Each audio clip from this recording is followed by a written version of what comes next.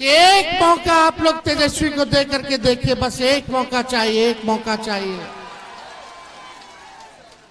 17 महीने हम सरकार में थे तो 5 लाख लोगों को सरकारी नौकरी दिया, 3.5 लाख नौकरी प्रक्रियाधीन कराई, 4.5 लाख नियोजित शिक्षकों को राजकीय कर्मी का दर्जा हम लोगों ने दिया, आईटी पॉलिसी बनाई, स्पोर्ट्स पॉलिसी बनाई, टूरिज्म पॉलिसी हम लोगों ने बनाने का काम किया।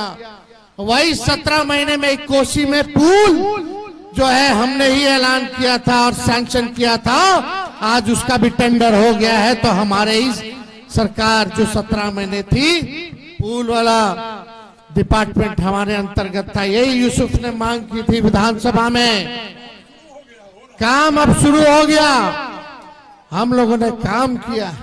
इस विश्वास के साथ हम आ रहे हैं आप लोगों के बीच। टूटा फूटा झूठा बात तेजस्वी नहीं करता है, जुमलेबाजी तेजस्वी नहीं करता है। तेजस्वी की उम्र कच्ची हो सकती पर जुबान हमारी पक्की है। जो हमने कहा है वो किया है और जो कहेंगे वो करेंगे। बस एक मौका आप लोग हमको देने का काम कीजिए, एक मौका देने का काम कीजिए। जो 20 साल में ये सरकार नहीं कर पाई है, 20 महीने में तेजस्वी इस काम को पूरा करने का काम करेगा। दोस्तों नमस्कार, नेक्सन न्यूज़ के खास बुलेटिन में आपका स्वागत है। दोस्तों, बिहार में विधानसभा चुनाव के जो मतदान की तिथि करीब आती जा रही है, त्यों वहाँ पर राजनीतिक सरगर्मियाँ बढ़ती चली जा रही हैं। खास तौर से बीजेपी और एनडीए को लेकर जो बेचैनी दिख रही है, उससे साफ जाहिर हो रहा है कि महागठबंधन की जो चुनाव प्रचार है और कार्यप्रणाली है, साथ में उनके जो मुद्दे हैं, उससे जनता में काफ़ी प्रभाव पड़ता दिख रहा है।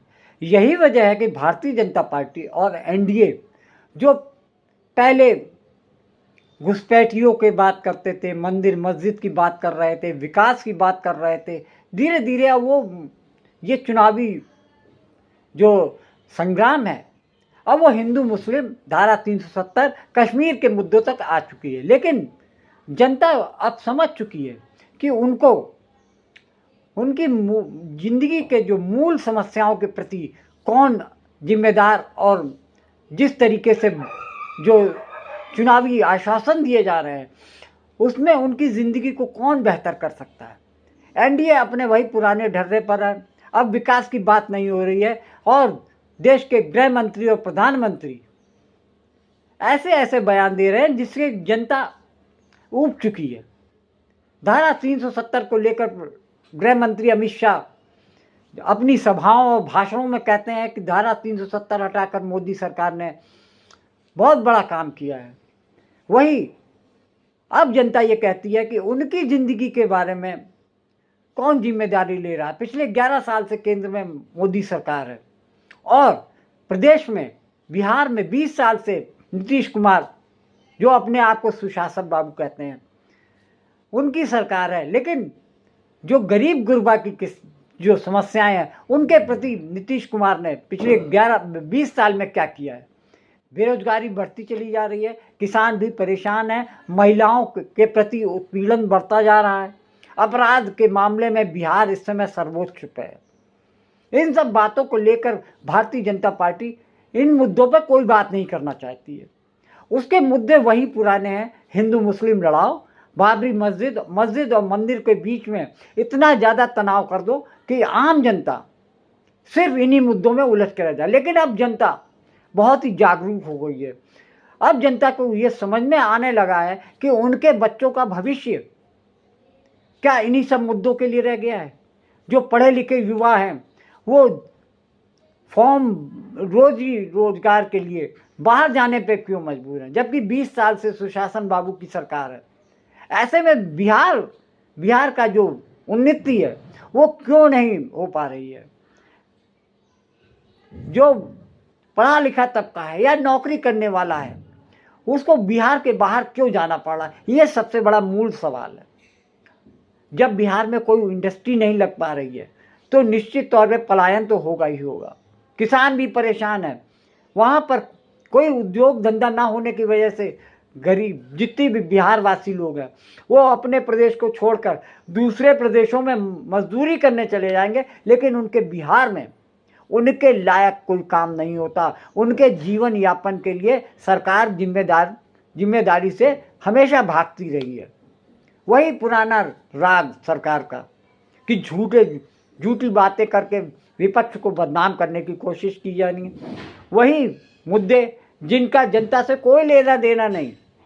आपको याद होगा कि कुछ दिन पहले प्रधानमंत्री मोदी के माँ को गाली को लेकर जिस तरीके से पूरे देश में, पूरे बिहार में इस मुद्दे को भुनाने की कोशिश की गई, घुसपैठिए मुद्दे को लेकर भारतीय जनता पार्टी और SIR चुनाव आयोग ने खूब प्रचार प्रसार किया। और लेकिन जब रिपोर्ट सामने आती है SIR की, तो ये पता नहीं, चुनाव आयोग ये बताने में कोई कोशिश नहीं करता कि कितने घुसपैठिए पाए गए।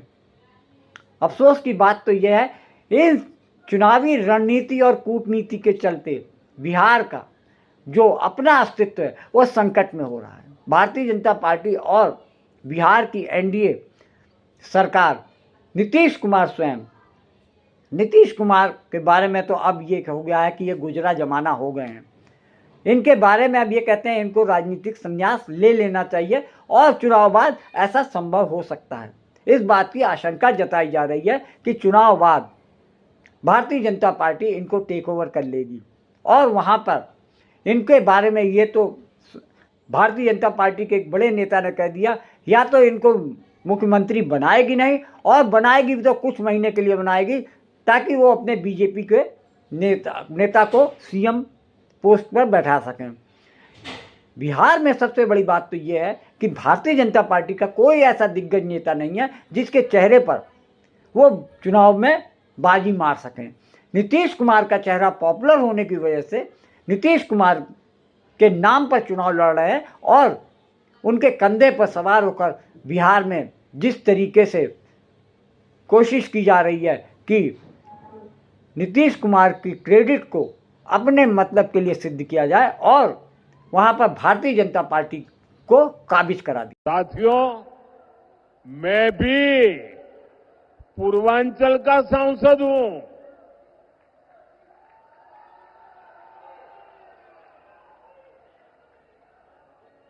बनारसी बोलत बोलत अब हमरा के भोजपुर में कोनो दिक्कत ना होला।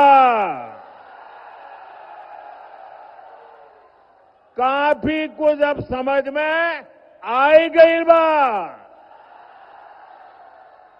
इसलिए साथियों, जब मैं भोजपुरी का सम्मान देश और दुनिया में देखता हूं तो गर्व से सिर ऊंचा हो जाता है। अभी कुछ महीने पहले ही मैं त्रिनिदाद और टोबैगो गया था। बहुत दूर है ये देश। जब मैं वहां एयरपोर्ट पर उतरा तो लगा जैसे बनारस या छपरा के घाट पर हूं। वहां के लोगों ने भोजपुरी चौताल से सबका स्वागत किया। बिहार और भोजपुरी से जुड़ा होने का गौरव अद्भुत होता है। आजादी के बाद, सरदार पटेल के निधन के बाद, सरदार पटेल को बुलाने में कांग्रेस पार्टी ने कोई कसर नहीं छोड़ी। सरदार जैसे महान व्यक्तित्व को भी भारत रत्न मिलने में 41 साल की देरी हुई और वो देरी केवल और केवल कांग्रेस के सरदार के प्रति एक विशिष्ट अभाव के कारण रही। सरदार पटेल जैसे महान व्यक्तित्व के लिए पूरे देश में ना कोई समाधि बनी, ना कोई उनका स्मारक बना। साथियों,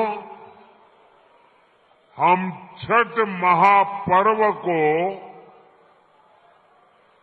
मानवता के महापर्व के रूप में दुनिया की एक बहुत बड़ी संस्था है, दुनिया के सारे देश उसके साथ जुड़े हुए हैं, उस संस्था का नाम है यूनेस्को।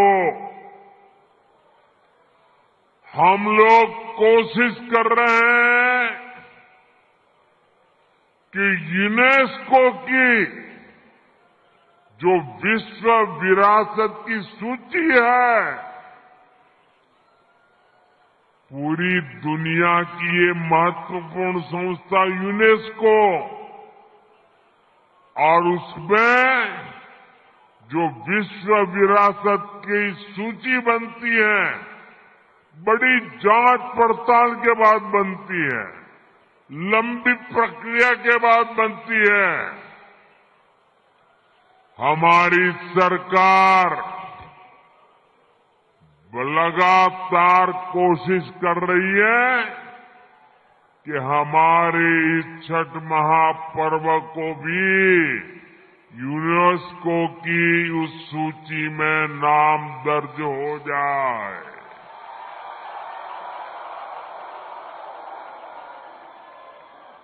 मुझे बताइए, हर बिहारी को गर्व होगा कि नहीं होगा? जरा पूरी ताकत से बताइए। अब नीतीश जी कहते हैं कि 20 साल में उन्होंने बिहार को बदल दिया, बिहार में विकास लाया, बिहार में अस्पताल चालू किए, बिहार की यूनिवर्सिटीज कॉलेजेस चालू की। मेरे सामने बिहार की जनता खड़ी है। मैं आपसे पूछना चाहता हूं, क्या यह सच है? क्या बिहार में आपको शिक्षा मिल सकती है? बिहार में आपको स्वास्थ्य अस्पताल मिल सकता है? आप देखिए, दिल्ली में ऑल इंडिया मेडिकल इंस्टीट्यूट है, उसके सामने मेट्रो स्टेशन है। आप कभी दिल्ली जाएं, उस मेट्रो स्टेशन में जाइए, रात को 12 बजे आप उस मेट्रो स्टेशन में जाइए नीचे और देखिए क्या हो रहा है।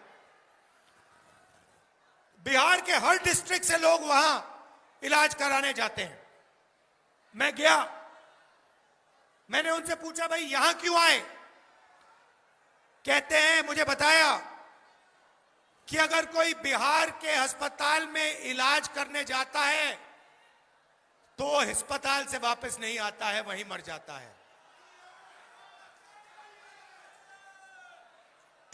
बिहार के अस्पतालों में लोग जीने नहीं जाते हैं, मरने जाते हैं। यह है आपकी सरकार की सच्चाई। क्या आप क्या सोचते हो? आपका प्रधानमंत्री, हमारा प्रधानमंत्री कह रहा है कि बिहार के युवाओं को बहुत फायदा दिलवाया। आप जितना टाइम इंस्टाग्राम पे रहना चाहते हो रह सकते हो। क्या सोचते हो कि बिहार के युवा को इंस्टाग्राम से फायदा हो रहा है क्या? फेसबुक पे बैठकर रील देखकर बिहार की प्रगति हो रही है क्या?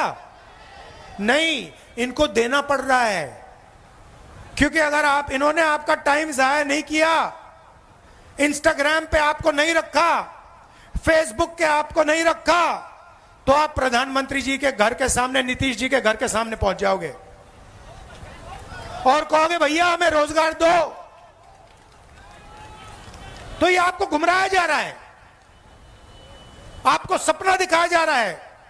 रील में कुछ है नहीं आपके लिए।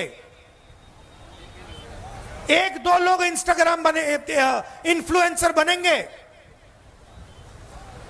एक दो लोग इन्फ्लुएंसर बनेंगे और फिर 1-2 साल बाद वो भी बेरोजगारी में डूब जाएंगे। पहले मैंने टीवी पे देखा, एक तरफ यमुना, फोटो देखी आपने?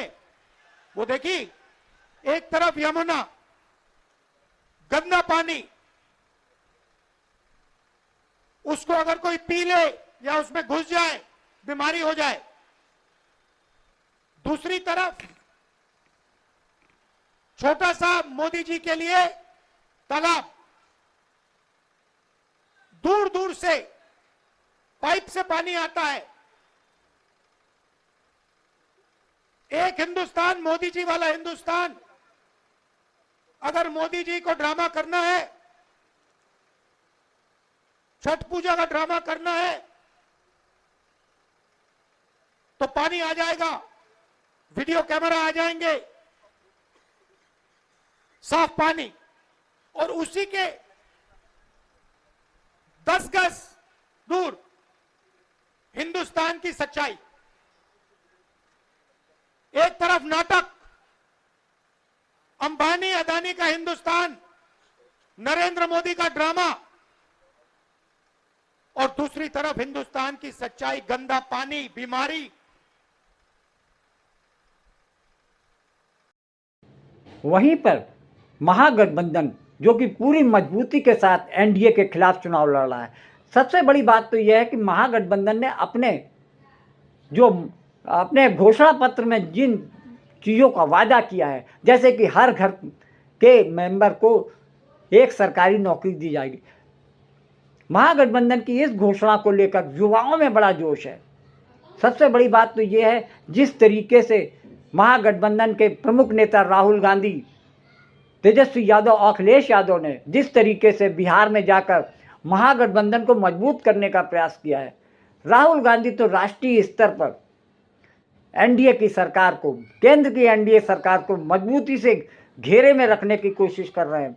उन्होंने अपने भाषणों में सरकार के भ्रष्टाचार को और उनके करीबी मित्रों के भ्रष्टाचार को खुलासा करते हुए बिहार की जनता को समझाने का प्रयास किया है कि अगर ये एनडीए फिर से पावर में आती है, बिहार में अगर भारतीय जनता पार्टी और उनके सहयोगियों की सरकार बनती है, तो निश्चित तौर पे बिहार का सत्यानाश तय है।